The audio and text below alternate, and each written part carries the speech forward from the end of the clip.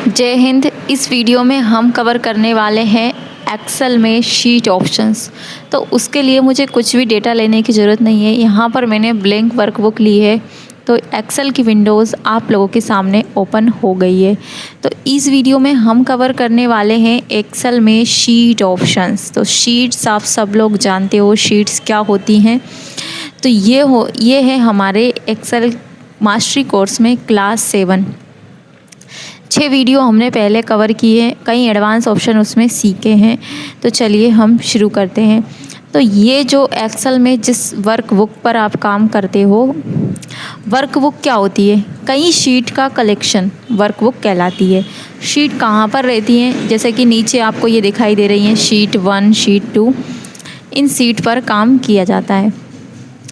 तो यहाँ पर डिफ़ॉल्ट रूप से 3 वर्कबुक आती हैं, वर्कशीट आती हैं, लेकिन आप उसको कई सारी भी शीट आप यहाँ पर ले सकती हो। जैसे कि अगर मेरे को न्यू शीट चाहिए तो मुझे इस प्लस आइकॉन पे क्लिक करना पड़ेगा।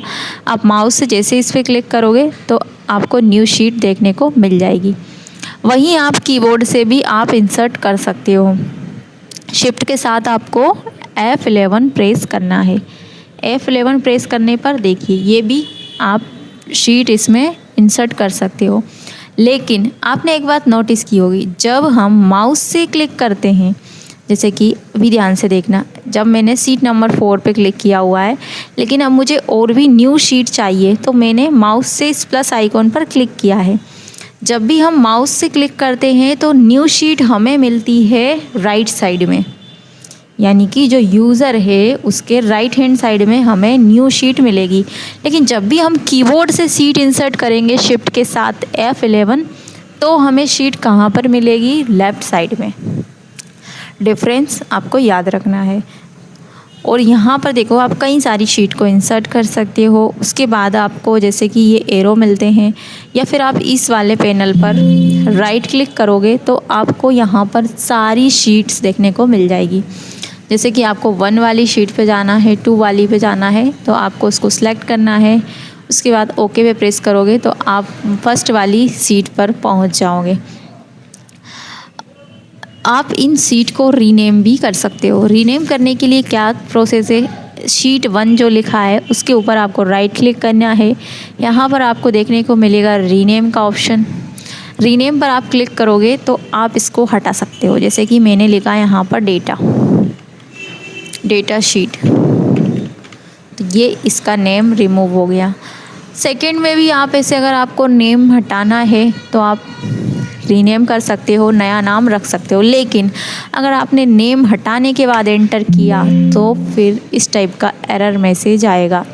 You type A invalid name for a sheet of chart, make sure that, मतलब आपको कोई ना कोई नाम देना ही पड़ेगा, तभी आप उस पर काम कर सकते हो। नाम दीजिए और काम कीजिए। जैसे मैंने यहाँ पर लिखा स्कूल, अब ये एंटर करने पे आगे बढ़ जाएगा, इसमें कुछ नहीं होगा। अब आप जैसे ही इस पर राइट क्लिक करते हो आपको ऑप्शन मिलता है इंसर्ट। यहाँ से भी आप शीट को इंसर्ट कर सकते हो, वर्कशीट को, इनवॉइस को, जो भी आपको इंसर्ट करना हो। ओके करिए और इंसर्ट कर दीजिए, तो ये यहाँ पर इंसर्ट हो जाएगा शीट 11। अगर मुझे इसको डिलीट करना है, डिलीट करने के लिए देखो, या तो आप इसको कीबोर्ड से डिलीट कर सकते हो, या माउस से राइट बटन क्लिक करके यहाँ से डिलीट पर प्रेस करोगे तब भी आपकी शीट डिलीट हो जाएगी। उसके बाद आप चाहते हो शीट को मूव भी करना है और कॉपी करना है तो कॉपी पेस्ट भी कर सकते हो। आप किसी भी शीट को कॉपी और पेस्ट कर सकते हो। मैंने बुक 1 ओके किया है तो ये कहीं ना कहीं जाकर कॉपी हो जाएगा।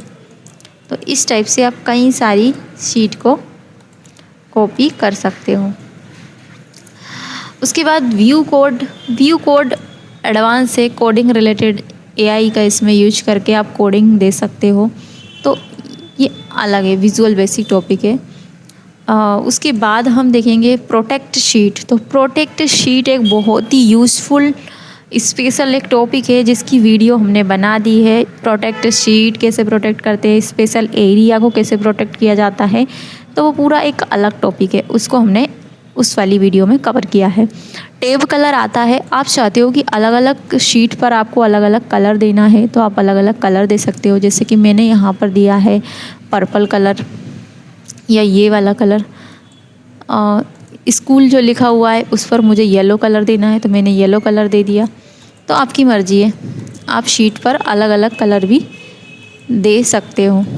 कलर देने के लिए आपको किसी भी शीट पर राइट क्लिक करना है, टैब कलर पे जाकर अपनी पसंद का कोई सा भी कलर उस पर क्लिक कर देना है तो उस शीट पर कलर हो जाएगा। इसके अलावा आप किसी भी शीट को हाइड भी कर सकते हो। जैसे कि आपने कोई भी डेटा लिया है, आप चाहते हो कि ये वाली शीट आपको हाइड करना है तो आपको कुछ नहीं करना, सिंपली उस शीट पर राइट क्लिक करके हाइड पर आपको क्लिक कर देना है। जैसे ही आप हाइड पे क्लिक करोगे वो आपकी शीट हाइड हो चुकी है। देखिए यहाँ पर आपको कहीं देखने को नहीं मिलेगी। लेकिन यदि अब आपको अपनी शीट को वापस देखना है तो आप उसको अनहाइड भी कर सकते हो, राइट क्लिक करके अनहाइड कर सकते हो। ओके, अब आपको ये शीट देखने को मिलेगी, इसमें भी देखने को मिल जाएगी। नेक्स्ट ऑप्शन आता है सिलेक्ट ऑल शीट। सभी सीट्स को आप एक साथ सिलेक्ट कर सकते हो। जैसे कि ये यहाँ से यहाँ तक की सीट को आप इसको ड्रैग एंड ड्रॉप भी कर सकते हो। जैसे कि ये डेटा शीट को मुझे इस नंबर पे ले जाना है तो माउस का बटन दबाकर ड्रैग करना है और जहाँ ले जाना है वहाँ आप छोड़ दो। तो ये प्रोसेस ड्रैग एंड ड्रॉप कहलाती है। तो आप शीट्स को चेंज भी कर सकते हो, अरेंज कर सकते हो अपने अकॉर्डिंग। अब सिलेक्ट ऑल शीट ऑप्शन, जैसे ही आप इस पर क्लिक करोगे तो सारी सीट आपकी एक साथ सिलेक्ट हो जाती है।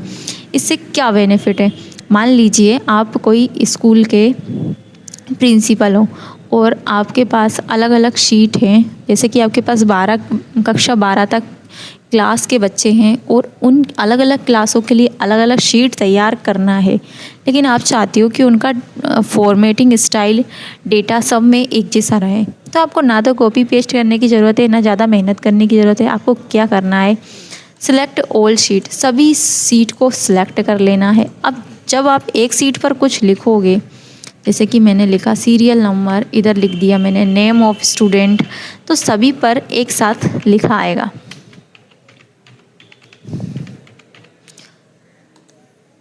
देखिए स्कूल वाली में भी आएगा। आप किसी भी सीट पर, शीट 8 पर क्लिक करके देख लीजिए, 4 पर देख लीजिए, 5 पर, सभी पर एक साथ आएगा। अब यदि मैंने इनकी फ़ॉन्ट साइज बढ़ा दी, यहाँ से इसको बढ़ा दिया, तो देखिए आप सभी में एक साथ बढ़ जाएगा। या फिर मैंने इसको यहाँ से जूम कर दिया, इस एरिया को ही मैंने जूम कर दिया, तो आप देखोगे कि सभी में एक जैसा काम करेगा। या फिर मैंने इतने एरिया को देखो यहाँ से कलर दे दिया, देखो यहाँ कलर क्यों नहीं आया, क्योंकि ये डीसिलेक्ट हो गई। तो आपको पहले क्या करना है, सभी शीट को सिलेक्ट करना है। उसके बाद जैसे आपने यहाँ कलर दिया है तो आप देखोगे सभी में कलर आ जाएगा। जैसे कि अगर मैं चाहती हूँ यहाँ से मैंने इसको नो फिल किया है और ये रो की हाइट बढ़ा दी, तो आप देखोगे सभी में रो की हाइट बढ़ जाएगी। लेकिन सिलेक्ट ऑल सीट, सभी सीट सिलेक्ट होनी चाहिए तभी साइज बढ़ेगी।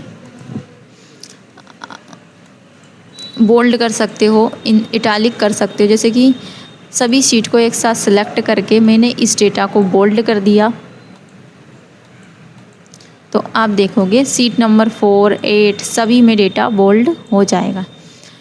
तो सिलेक्ट ऑल शीट बहुत ही काम का यूजफुल ऑप्शन है। तो फिलहाल इस वीडियो में इतना ही, मिलते हैं नेक्स्ट वीडियो में नेक्स्ट एडवांस टॉपिक के साथ।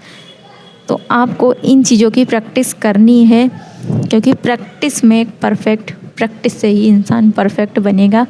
तो मिलते हैं नेक्स्ट वीडियो में। वीडियो अच्छा लगा हो तो लाइक ज़रूर करें। Thank you.